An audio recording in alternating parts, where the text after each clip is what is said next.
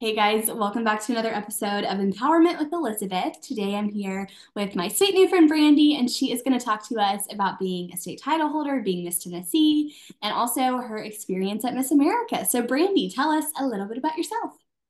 All right. So I'm originally from Houston, Texas. I grew up in Houston, and that's actually where I started my journey. Me and Miss Texas are actually friends, which is a fun part of Miss America for me. I moved to California to then pursue a career in entertainment when I was 15 years old, and then went to school out there. So I went to UCLA. It was a lot of fun. Best 4 years of my life. Go Bruins. And then I moved to Tennessee shortly after that, and now we are here. I love it. I love it. Okay, so talk about how you got started in pageantry. So you went Texas, California, Tennessee. Where does pageantry come in? So I started gymnastics when I was about 7 years old. And then I had a friend who danced. And so I was like, that seems fun. Seems like something I would love. Started dancing at the studio in Houston. And my siblings actually still dance there, which is so crazy. But my dance teacher was actually my first director, local director. He's Gosh. like, you should come and compete. And I was like, I don't know what I'm getting myself into, but this seems like a lot of fun. I loved performing, and I have always been a performer. And so I was like, well, we'll just try it. Little did I know I was embarking on a 13-year journey. Yeah, But the world is your oyster. You never know where it'll take you. I love it. Now, did you start in the Miss America organization or did that come later? So I actually, if I could remember correctly, I started with like just a small, like local little pageant. Actually, one of my gymnastics friends, her mom had a small pageant called Fabulous Faces. And that was my very, very first pageant ever. Wasn't a long-lived journey. My mom was not a pageant mom whatsoever. So this whole journey is me. My mother's like, I'll show up, I'll be there to support you. Good luck. But she's not a stage mom, but she's a supportive mom. And so I started with Fabulous Faces, was a one-time thing, and then that took a break. Pageantry took a break for a really long time, and then somewhere along the way, when I started dancing, that kind of came back into play later in my life. So I love it. I love it. And then we just saw you absolutely crush your talent. You had the cutest little costume on the Miss America stage. So talk about your talent, how you went about picking your piece, how you go about picking your pieces in general, all the background, behind the scenes info. yeah, so I mean, listen, it's been a journey. I think my very, very first talent was from Seussical, the musical. I love it. And so I was a bird. I wish someone told me not to wear feathers in my evening gown after that. I really wish that was a thing. And then the second one, I was a cat because we did a piece for the musical Cats. But, as a teen, it was a lot different. I think my journey has changed over the years so much. And so going into Miss America, I really wanted to, I guess, dance or perform to something that was more me and something that I really believed in, that was heartfelt for me. And so in college, I've been an honorary theater kid forever, but in college, I kind of Hamilton was just my thing. I loved everything about the musical. Not only that it was this hip hop musical, but the message behind it, that this person who came from nothing rose to be something and to change the course of history. And so that has been something that has just been set in my heart. And that was the message that I wanted to get across, and I felt every moment of it being on that stage. And so that was something that was super, super important to me.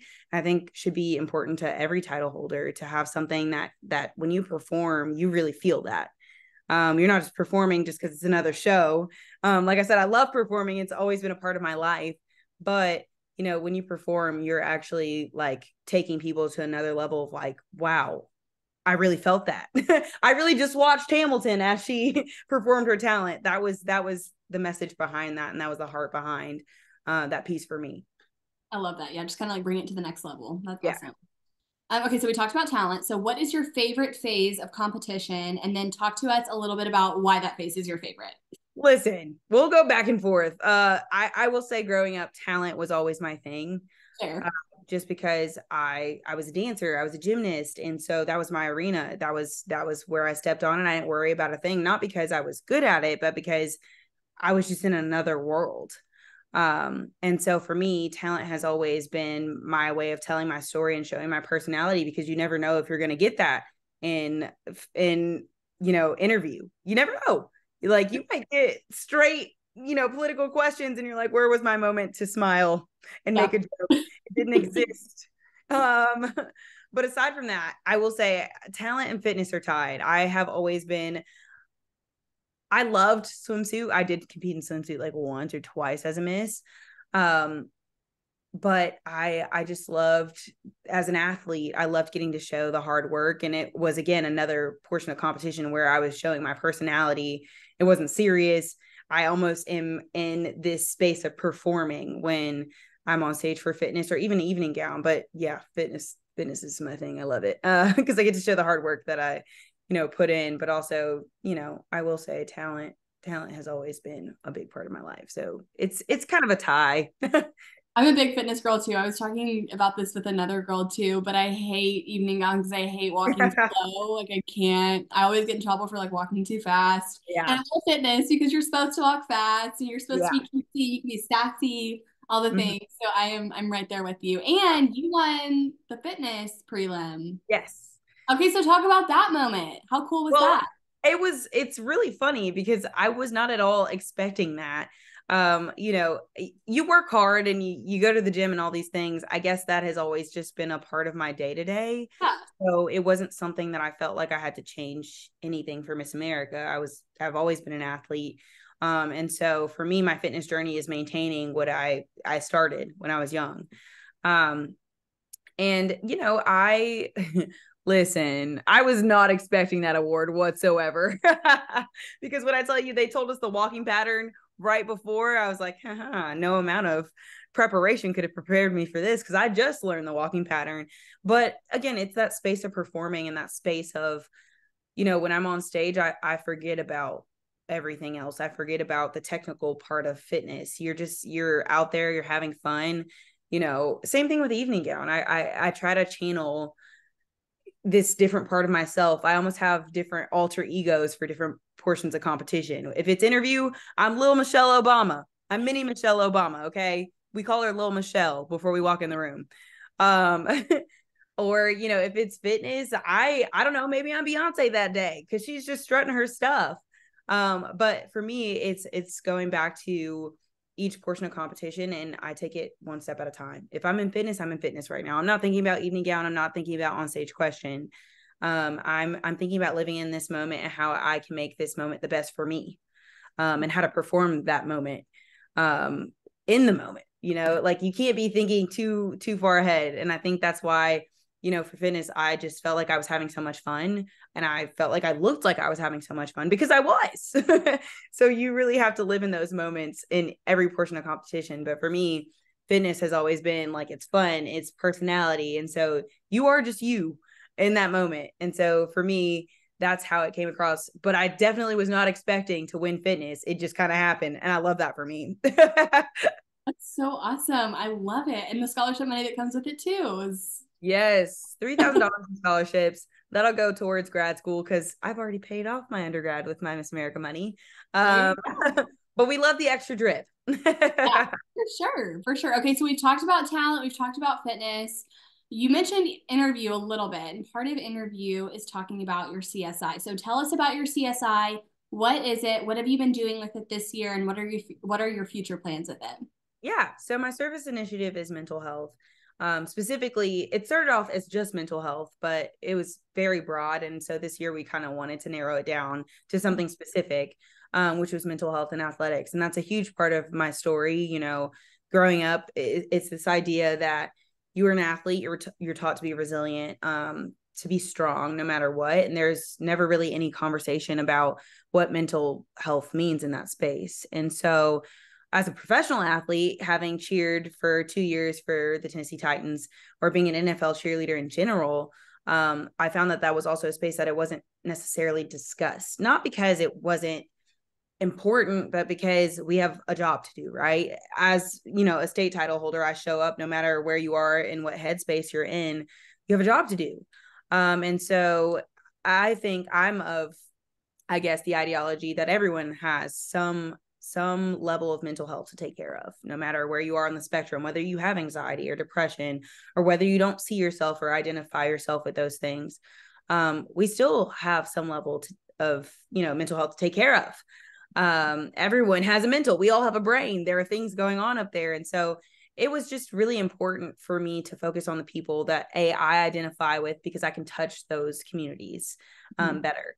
But just knowing that there's this subset of people who are seen as superhuman in life, to remind them that they are superhuman, but they're also human. You can do amazing things, but you still have to take care of yourself, because at the end of the day, if there's no more of you to give to your sport or to the world, how can you perform, right? And I experienced that personally, having been in the space where I've been on national TV and I've been able to do these amazing things, but suddenly I hit a wall and I was like, why can't I perform on the field? What's going on? And so I think that it was really important to turn my attention to those people, because those are the people that don't really get the attention that they need, if that makes sense. Yeah, I love that. I think that's super important. That's awesome. Okay, so talk about, this one's kind of hard, I won't lie. Why you think the judges chose you to represent the state?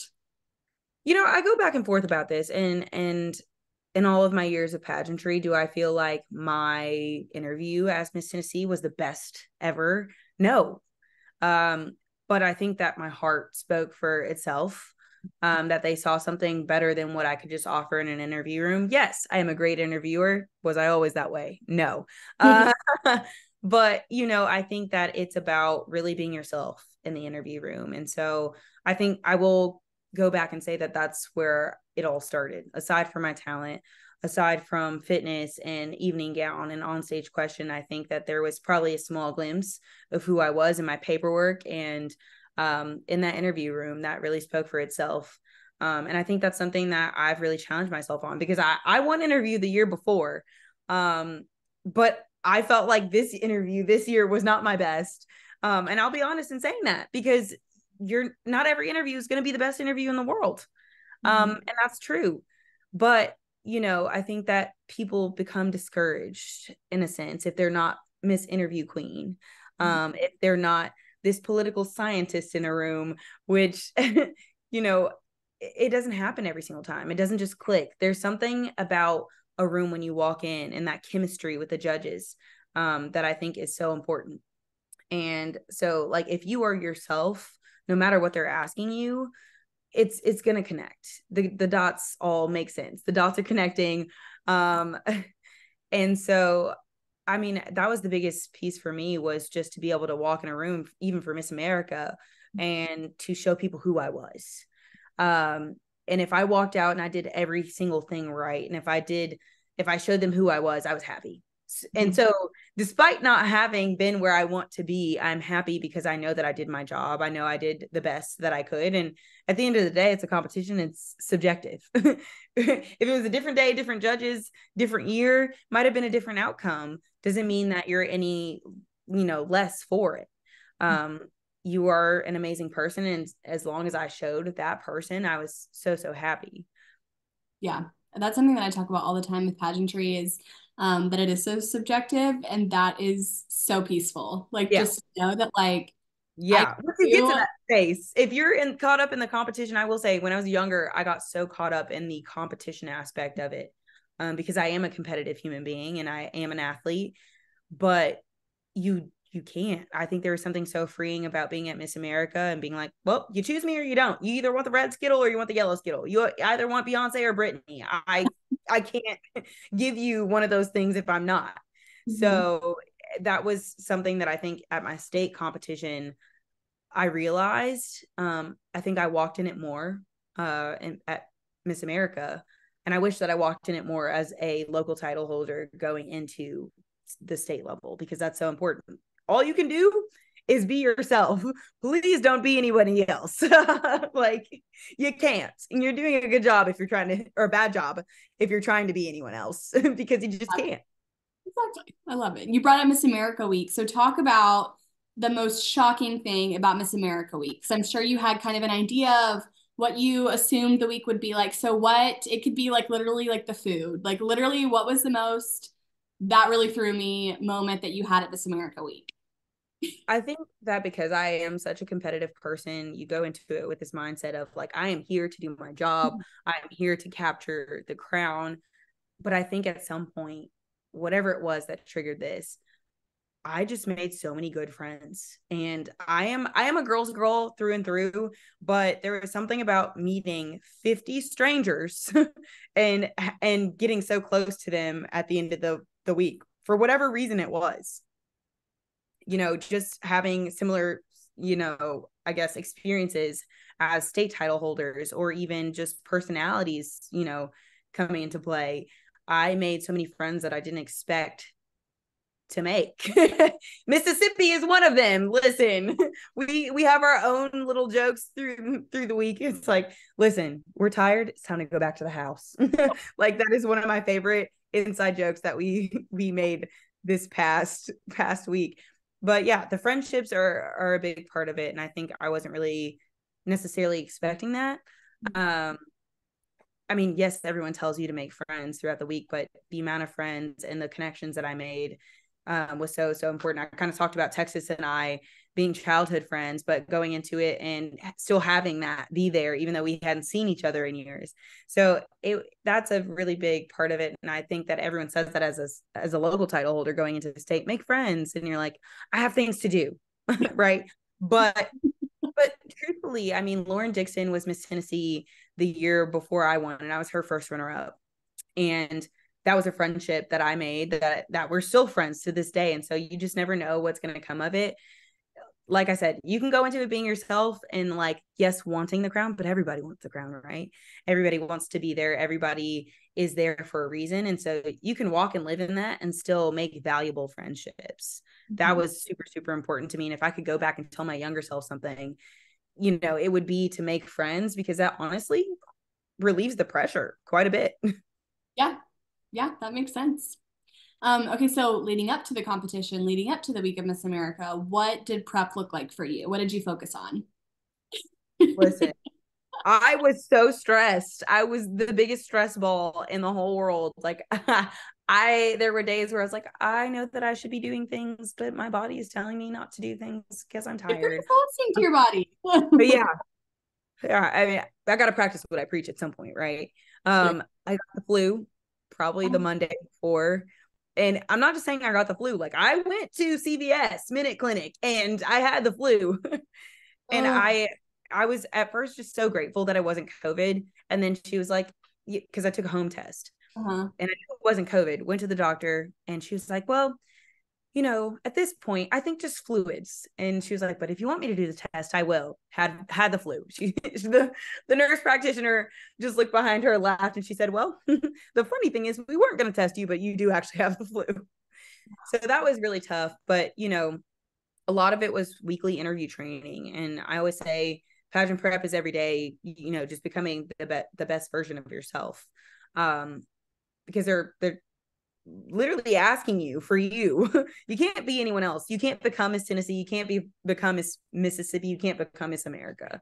Miss America is who she is because of who she is.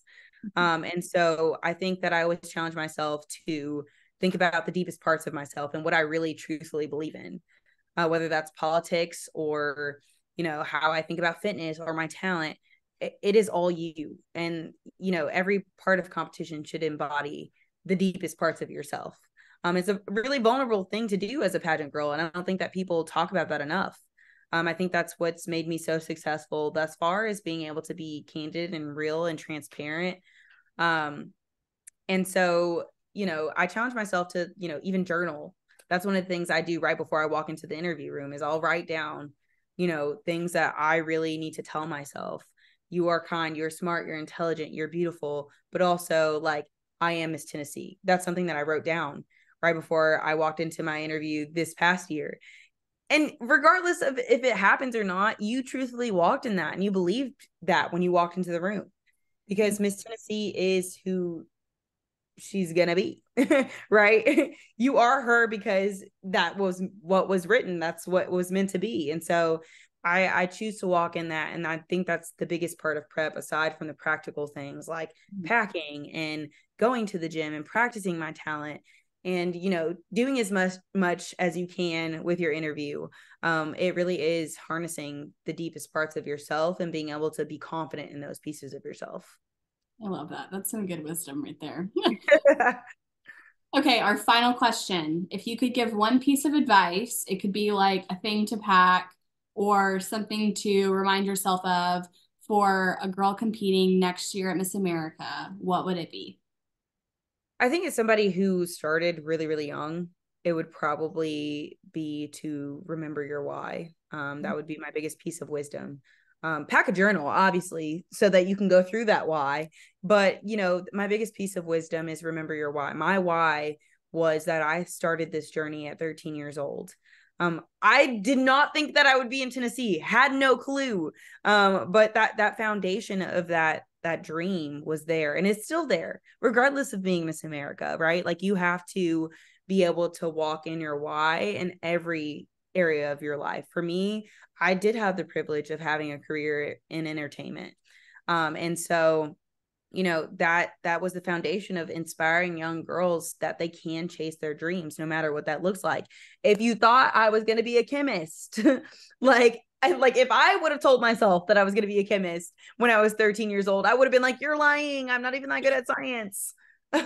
Not that great at science, but it's a journey. And so, like, walk in that journey, live in that journey, and embrace that journey. There's nothing that you can do, like I said, to become. You just are. And so every day of your life is pageant prep, because ultimately you're showing people who you are on stage. And be transparent and real with yourself in that journey, because I wouldn't go back and change a single part of mine. Even though, like, years and years ago, I started in Texas. I won talent and fitness and still never made the top 10. I moved to California. That was the first time that I had ever made the top 7 in Ask Miss Los Angeles. That was the first time I'd ever won an interview award. I didn't think that I was capable, because, you compare yourself to everyone. It's like, this girl's Miss Interview Queen. There's no way that I'm gonna sweep that. But I think that all the interviews that I've ever won have been Brandy being herself, and being true and transparent, with a group of people about who I am. And it takes a lot of guts to do that. No one talks about that part, because I think I got so caught up in, I have to be politician Brandy, right? I have to be, superstar Brandy, but, like, Brandy is just who she is when she walks into a room. And I think that's a beautiful thing to harness on your way to local, state, nationals, is just that you are who you are and you believe what you believe, and no one's judging you for that. I mean, you're being judged based off of your content, but your content comes from who you are. And if you can walk in that, and if you can truthfully, harness that, on your journey, that's the most beautiful thing. I think talking to anybody on the news, just talking to you, I am just me. Like, I will talk your ear off all day. Listen, interview went down to 8 minutes and 30 seconds, but if you gave me 20 minutes, I would continue to talk and it wouldn't be over, right? Like, I love it. And so, just even as the girl who was 13 years old, who was insecure, who thought that she wasn't good at interview or good at public speaking, I chose to turn those voices off, and I chose to say, no, I am good at this. I am well educated. I'm very well spoken. I'm really choosing to walk in that, as opposed to the voices that are telling me that I'm not. And so it's a beautiful thing. It's a hard thing, easier said than done, right? But, I think that it is I've been an inspiration to my 13-year-old self. And so if I could give anybody some piece of wisdom, is to continue to be that inspiration to the young girl that started this dream. And she, like, if I could go back and take myself by the shoulders and say, believe in yourself, I probably would. But instead, because I can't turn the clock back, I choose to make her proud. I actually just posted an Instagram reel about that, but low-key teared up. I was like, don't cry. But that's the heart of this organization, is to encourage young girls, but don't forget to encourage your younger self on the way there. I love that. I love that. That's awesome. That's great advice. I'm gonna cry again. I love it. Well, thank you so much, Brandy, for coming on. It was so fun to get to chat with you, and we were rooting for you, and you were at Miss America last week. Your yellow gown was absolutely breathtaking, and you killed it. You were like right in the front and center. Oh yeah. I was living my moment. I was like, we're at a concert, guys. You ate that up. Yeah, you crushed it. No So crumbs. yeah, no crumbs, no crumbs. So thank you so much for coming on. You're so sweet to do this. Yay, and I will see the rest of you guys on our next episode. Bye, y'all.